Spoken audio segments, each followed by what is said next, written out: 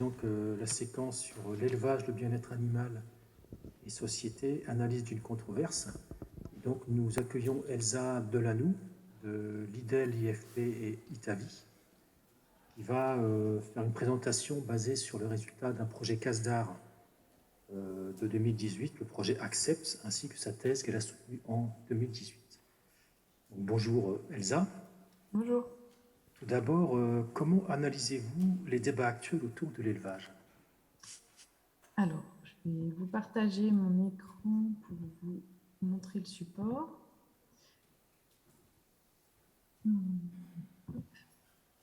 Voilà.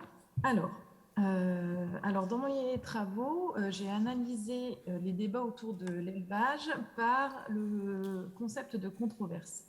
Et ce qu'il faut savoir, c'est qu'une controverse est ni plus ni moins que la matérialisation d'un débat public qui existe parce qu'il y a des désaccords dans la société. Et ces désaccords, ils s'expriment autour d'incertitudes. Donc en fait, ce que l'on a actuellement, c'est des incertitudes dans la société française sur la place de l'élevage et sur le traitement des animaux. Donc ces grandes incertitudes, on les a regroupées en 4 grandes thématiques que je ne vais pas toutes commenter aujourd'hui. Je vais me concentrer sur la deuxième qui concerne la condition animale, parce que c'est la thématique de la journée. Et en fait, aujourd'hui, on a des incertitudes sur la bonne manière d'élever les animaux. Cette incertitude, cette grande thématique, en fait, elle regroupe des points de débat plus précis qui sont la définition du bien-être animal. Il faut savoir qu'il existe des définitions officielles dans les textes de loi de ce qu'est le bien-être animal, mais en fait, on se rend compte que chaque individu en a une perception qui peut varier. Et de là vont découler des incertitudes sur les bonnes conditions de vie dans lesquelles placer les animaux. Donc ça, là, c'est des questions typiquement d'accès à l'extérieur, sur la manière dont on prend en charge la douleur lors de certaines pratiques. Et de manière plus générale, on a aujourd'hui des débats autour de l'éthique animale, c'est-à-dire est-ce que c'est moral d'élever des animaux pour ensuite les mettre à mort et consommer leur chair. Alors, ce qu'on observe avec ce panorama des incertitudes, c'est qu'on a déjà différents registres. Dans le cas de la définition du bien-être animal, on a des incertitudes plutôt d'ordre scientifique. Par exemple, la question de la prise en charge de la douleur, la manière dont les animaux ressentent la douleur ou non, vont être des questions scientifiques et aussi les manières de traiter, de prendre en charge ces douleurs. Et on a des incertitudes comme l'éthique animale qui est du registre de la morale, de la justice. Est-ce que c'est bien ou mal de tuer les animaux pour les manger? Et ça, ce sont des incertitudes auxquelles la science ne peut pas apporter de réponse. Ce n'est pas son registre. Ensuite, on a des incertitudes interconnectées, c'est-à-dire qu'il est difficile d'apporter des solutions sur une thématique d'incertitude sans tenir compte du reste de l'activité d'élevage qui est une activité complexe. Et enfin, on a 2 enjeux majeurs pour l'élevage qui s'expriment, qui sont le système de production, le système intensif, et les conditions de vie des animaux, en particulier les conditions de logement, qui sont finalement 2 sujets qui ressortent systématiquement dans tous les discours qui sont tenus sur l'élevage et qui représentent donc des enjeux majeurs auxquels l'élevage va devoir apporter des réponses. Quels sont les acteurs de cette controverse et quels sont leurs modes d'action? Alors, la spécificité d'une controverse, c'est qu'on va avoir ce que je disais des accords et donc des adversaires en opposition. Pour le dire très schématiquement, on pourrait considérer, dans le cas de l'élevage, que l'on a d'un côté le secteur critique de l'activité, dont la voix est portée par le secteur associatif, et le monde agricole. Donc c'est schématique dans le sens où, au sein même de ces grandes catégories, on a des points de vue qui peuvent diverger. Ensuite, ce qui est intéressant, c'est qu'une controverse, c'est un conflit public, c'est-à-dire que c'est le public qui va juger des affrontements entre les adversaires, et tout l'enjeu pour les adversaires va être de rallier le public à leur cause. Ici, dans le cas de la controverse autour de l'élevage, on a un public qui peut être catégorisé de différentes manières. On a bien sûr les citoyens consommateurs qui vont s'exprimer à travers leur mode de consommation, leurs achats, ou bien à travers leur vote, ou bien à travers le soutien qu'ils pourraient apporter à des associations, etc. On a aussi le groupe des décideurs politiques qui est fondamental car ce sont eux qui vont décider des réglementations et donc influencer directement les pratiques d'élevage. Et enfin, le secteur marchand qui, depuis une dizaine d'années, s'implique activement dans cette controverse en proposant des cahiers des charges de plus en plus mieux-disants ou faisant de plus en plus de promesses et qui a un impact direct sur l'offre et les exigences portées aux éleveurs. Au milieu de tout ça, on a les médias qui permettent aux adversaires de transmettre leurs arguments au public, mais on se rend compte que les médias ne sont pas un simple relais purement neutre et vont avoir tendance à mettre en lumière certains arguments plus que d'autres. Et enfin, on a les scientifiques. Comme on est sur des sujets incertains, on attend des scientifiques qui nous fournissent les preuves pour réduire ces incertitudes. Mais comme je l'ai dit tout à l'heure, ce n'est pas si simple que ça, car certaines des incertitudes dans le cas de l'élevage ne sont pas du registre scientifique, mais plutôt de celui de la morale. Voilà. Et concernant le bien-être animal en particulier, comment la société perçoit ce concept? Alors, on a observé 4 manières, en fait, dans la société de concevoir le bien-être animal. On a une première conception qu'on a appelée la conception autour d'indicateurs. Ça, c'était plutôt des individus du domaine scientifique pour lesquels le bien-être animal se mesure par des critères quantitatifs. Et souvent, ces critères sont des critères d'absence de stress ou de souffrance, donc considérer que l'animal va bien s'il ne va pas mal. Depuis quelques années, on voit l'émergence de nombreux critères plutôt positifs de réel bien-être. Ensuite, on a une conception du bien-être animal qu'on a appelée la conception liberté. Donc ça, c'est des personnes pour qui l'animal est bien s'il ne souffre pas de contraintes physiques. Donc s'il a une liberté de mouvement, de déplacement, de choix. Donc typiquement, c'est des personnes qui vont être très favorables au plein air et très opposées à l'élevage en cage ou à la tâche. Ensuite, on a une conception autour de l'idée de naturalité. Donc c'est des personnes pour lesquelles le bien-être animal, c'est le respect des comportements naturels. Donc des personnes pour lesquelles il faut fournir de l'alimentation naturelle aux animaux, de la lumière naturelle, de l'air frais, et ça va même jusqu'aux matériaux de construction des bâtiments qui préfèrent naturel, le bois, la paille. Et contrairement à tout à l'heure, c'est des personnes qui ne sont pas opposées à l'élevage entièrement en claustration, à condition de fournir des enrichissements qui permettent aux animaux d'exprimer leur comportement naturel. Et donc, ils seront sensibles à une idée un peu d'élevage traditionnel et s'opposer à une vision de l'élevage industriel. Et enfin, on a la conception qu'on a appelée bien-traitance. Donc là, c'est des personnes pour qui un animal va bien à condition que l'on respecte un certain nombre de pratiques. Donc, c'est un petit peu des obligations de moyens. Donc ça s'observe ils observent le bien-être animal par des critères quantitatifs de performance. Si une vache va bien, si elle produit bien. C'est plutôt si une vache produit bien, c'est qu'elle va bien. C'est pour des personnes aussi pour qui le bien-être animal, ça va de soi avec l'activité d'élevage. C'est le principe même de l'élevage de prendre soin des animaux. Et aussi, c'est des personnes pour qui, parfois, il est difficile de combiner les bien-être des différents individus sur l'exploitation. Je suis un éleveur, faire des efforts pour le bien-être animal de mes animaux, ça peut me demander davantage de travail et nuire à mon propre bien-être. Donc, c'est là où il y a antagonisme. Comment les éleveurs réagissent-ils vis-à-vis de cette controverse? Alors, ces débats, ils sont vécus parfois un petit peu difficilement par les éleveurs. Ils l'analysent souvent par le fait de l'éloignement géographique et social croissant entre les agriculteurs et les citoyens. En fait, on observe que les éleveurs qui sont bien intégrés dans le tissu social local ont tendance à mieux vivre ces débats et ces remises en question de la société. Ensuite, ce qu'on observe, c'est quand même globalement un mal-être et une incompréhension de tous ces débats. Pour beaucoup d'éleveurs, respecter la réglementation, le fait que leurs fermes soient en conformité juridique avec la réglementation, ça devrait suffire aux citoyens. Et du coup, on ne devrait pas questionner leur activité. Ensuite, ils ont tendance à ressentir des interpellations très fortes et parfois même plus forte que les autres secteurs. C'est ce qu'il y a derrière le terme d'agribashing, alors qu'en fait, si on observe l'ensemble des actualités, on a des remises en question de plein de secteurs, pas forcément plus de l'agriculture qui est concernée, mais pas forcément plus que d'autres secteurs. Ensuite, du coup, le mot d'ordre qui est souvent donné dans les instances professionnelles, c'est de communiquer, d'expliquer. Le problème, c'est que beaucoup d'agriculteurs ne savent pas comment faire.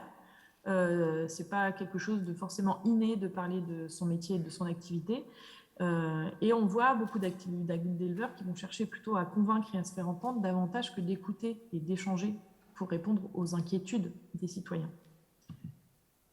Et enfin, la difficulté supplémentaire, c'est que ces attentes sociétales, elles s'expriment dans un contexte économique qui est difficile déjà pour les éleveurs. Et donc, ça rajoute à leur anxiété, à leurs incertitudes, à leur sentiment d'impuissance. Et finalement, quels sont les changements de normes induits par cette controverse? Alors, on observe des changements de normes à plusieurs niveaux, des changements de normes réglementaires, professionnelles, alimentaires. Ce qu'il faut avoir en tête, c'est que les citoyens, ils sont de plus en plus exigeants. Ils sont attachés, pour l'élevage, au plein air, à une idée de naturalité et de tradition. Et ils exigent de la qualité sur différentes dimensions. L'élevage, ça doit garantir le respect de l'animal, de l'éleveur, de l'environnement et de la santé. Ensuite, ce qu'on observe, c'est que les consommateurs, ils vont être clivés. Il y en a certains qui ne vont pas trop se poser de questions. Ils vont vouloir des produits qui sont abordables, qui sont pratiques et qui sont bons, quand d'autres vont s'interroger énormément sur leurs pratiques alimentaires et justifier de nouvelles éthiques alimentaires. Donc pour certains, ça va être réduire sa consommation de viande, devenir flexitarien, végétarien, voire vegan. Pour d'autres, ça va être consommer local, consommer des produits naturels ou de terroir. Pour d'autres, ça va être la considération économique qui va primer, en consommant des produits équitables, en circuit court, qui rémunèrent justement l'éleveur. Et ce qu'on observe, c'est que même si ces éthiques, elles sont différentes, elles convergent toutes vers une remise en cause d'une forme de production qui est perçue comme industrielle. Et enfin, ce qu'on peut se poser, c'est, et ce qu'on a peu creusé pour le moment dans nos travaux et ce qu'on souhaiterait creuser à l'avenir, c'est les changements de normes professionnelles. Quel est l'impact de la controverse sur les éleveurs? Déjà, qu'est-ce qu'ils en savent réellement? Comment ils la ressentent? Et surtout, qu'est-ce qu'ils en font? Comment ils agissent? Vers quoi ils vont? Qu'est-ce qui change? Et qu'est-ce qui les aide dans leur changement? Voilà. Merci Elsa. Merci à vous.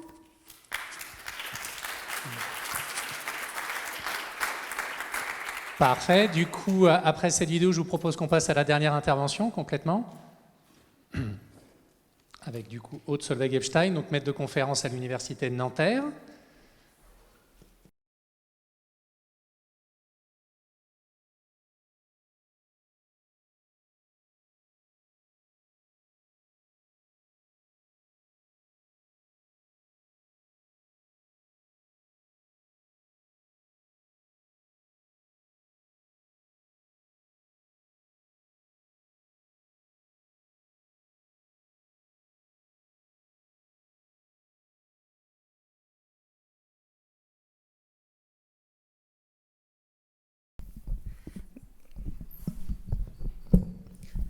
Merci beaucoup à tous les organisateurs de cette journée qui est vraiment passionnante. Je suis ravie d'être parmi vous. Donc, je suis Aude Solveig-Epstein, maître de conférence en droit privé à l'Université Paris-Nanterre et actuellement détachée à l'Université de New York sur le campus d'Abu Dhabi. Et par ailleurs, donc, comme je vous l'évoquais tout à l'heure, je participe à un projet avec des étudiants essentiellement juristes, mais avec des profils de plus en plus diversifiés sur la question de la loyauté de l'information communiquée aux consommateurs sur les sujets de bien-être animal. On n'a pas encore d'étudiants vétérinaires, donc si jamais il y a des vocations, n'hésitez pas à me solliciter. Ma spécialité à l'origine, c'est plutôt le droit des affaires. Et à ce propos, je me permets de rebondir sur quelques points qui ont été évoqués autour du prix, la question du prix comme étant cruciale pour faire évoluer les habitudes des consommateurs. 2 remarques à ce sujet. 1, le rôle des marchés publics. Quand on pense aux consommateurs, on pense à un individu tout seul dans sa cuisine. En réalité, les pouvoirs publics ont joué un rôle considérable dans l'évolution des marchés, notamment sur le développement du bio. Et on peut attendre une évolution comparable sur les sujets de mode de production animale. Deuxième remarque, le prix, c'est pas... J'ai du mal à gérer ce micro, je suis désolée, il bouge beaucoup. Je le laisse en bas? Vous m'entendez là? Ok. Le prix, c'est pas un donné, le prix, c'est un construit. Et c'est un construit à la fois parce que les subventions jouent un rôle fondamental dans le monde agricole, c'est 40% du budget de l'Union européenne, et par ailleurs parce qu'on est sur un secteur où des entreprises très puissantes sont en position dominante et donc en capacité de dicter leur prix. Donc la question du prix que va payer le consommateur, ce n'est pas une donnée de nature, c'est un facteur très social, et il y a des possibilités de faire évoluer les manières de fixer les prix, de manière à valoriser davantage des modes de production qui soient plus respectueux des animaux. Sur ce, donc j'en passe à ma présentation en tant que telle. Sur la certification, on m'a demandé d'intervenir sur ce sujet, la certification en matière de bien-être animal, quels sont les enjeux juridiques qui sont associés. Alors la certification, qu'est-ce que c'est ? L'entrée de base, c'est que c'est l'activité par laquelle une personne atteste de la conformité d'un processus, d'un produit ou d'un service aux exigences d'un référentiel donné. Donc pas de référentiel, pas de certification. La certification se positionne toujours par rapport à un référentiel. À partir de là, il y a 2 points qu'il faut souligner. C'est que la certification, les définitions les plus courantes ajoutent que c'est toujours une certification par un tiers, qu'on ne peut pas s'auto-certifier. C'est toujours un tiers qui est destiné à s'acquitter de cette mission.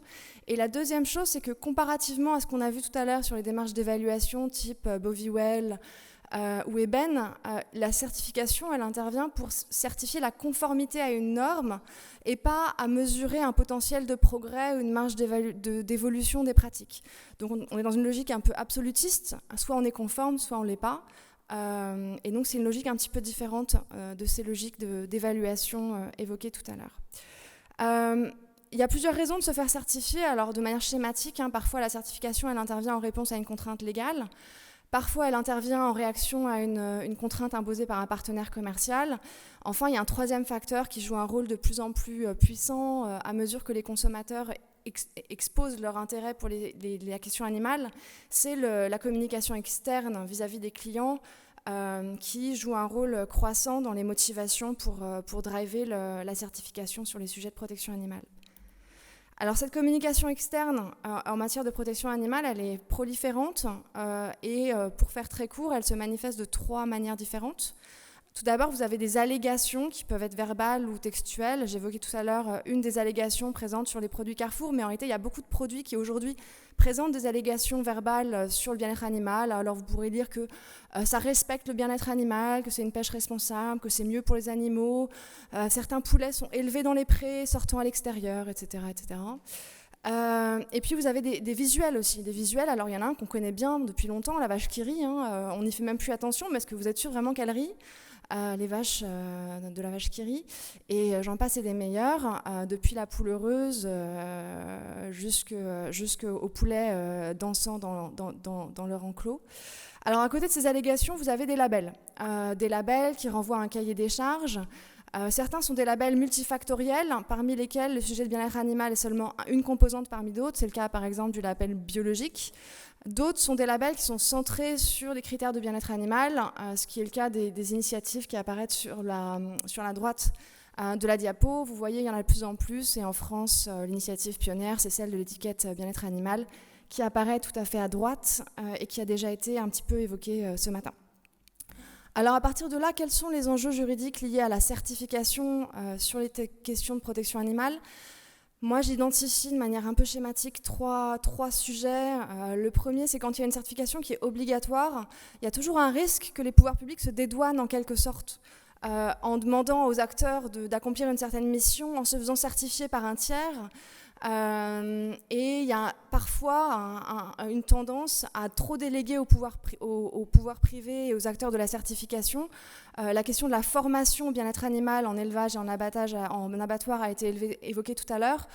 C'est une question que je me pose, dans quelle mesure les pouvoirs publics ici n'ont pas trop délégué aux acteurs privés la définition des exigences de ces formations. Je n'ai pas la réponse, mais c'est une question que je me pose. Il y a aussi une question de loyauté concurrentielle qui se pose surtout lorsque la certification est exigée par un partenaire commercial.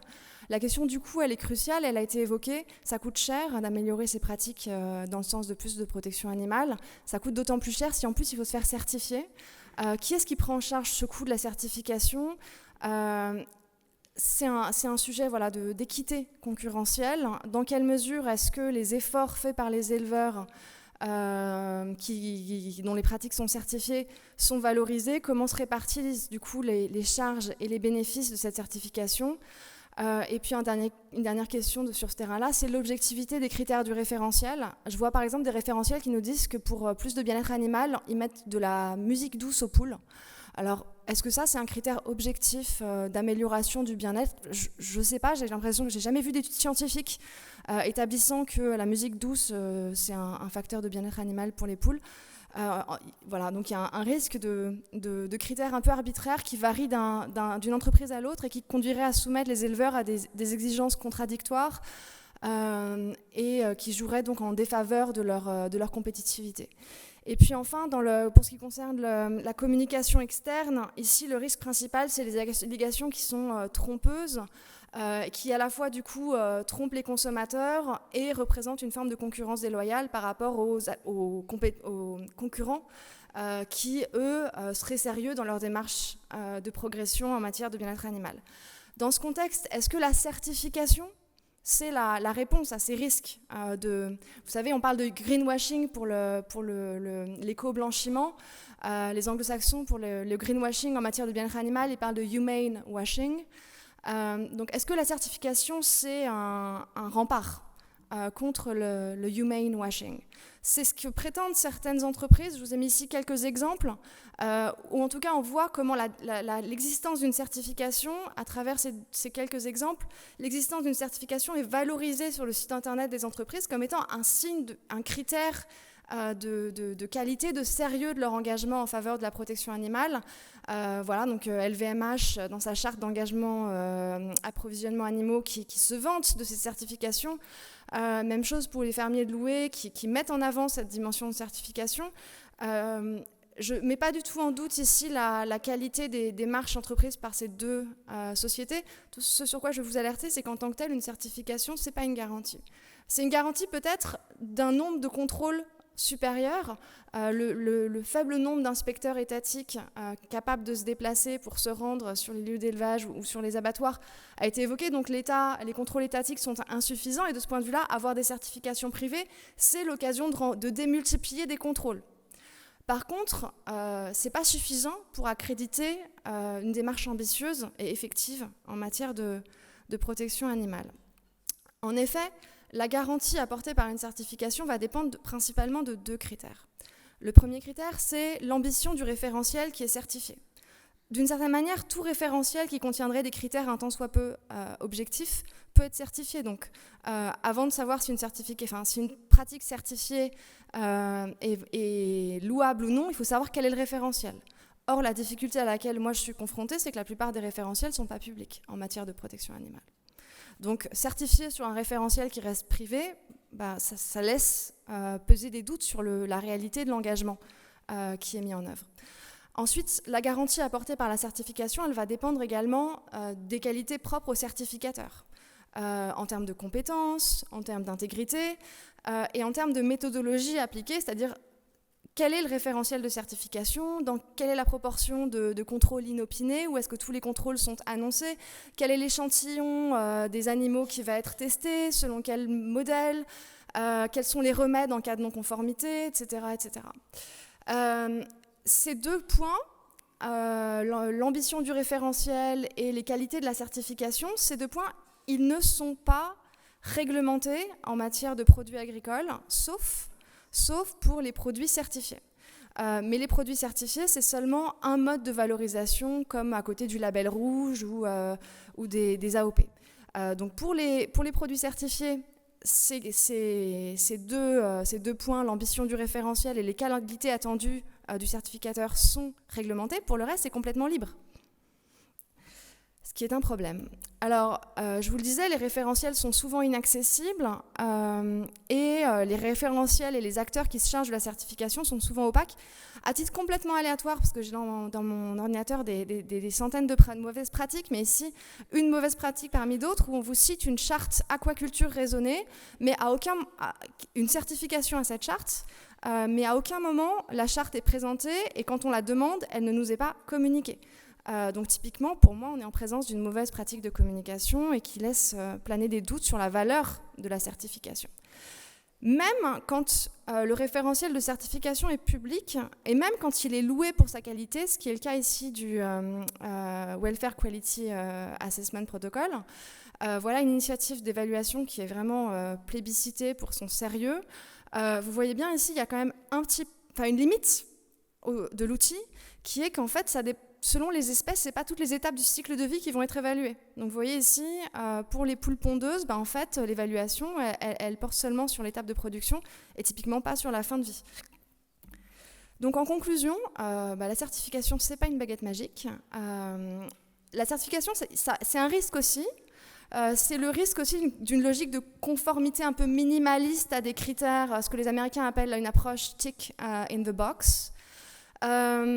Et à mon sens, on a besoin d'avoir une réglementation renforcée qui vienne à la fois garantir la publicité des référentiels et des normes de certification et garantir la crédibilité des acteurs et des procédures. Voilà, je vous remercie beaucoup pour votre attention.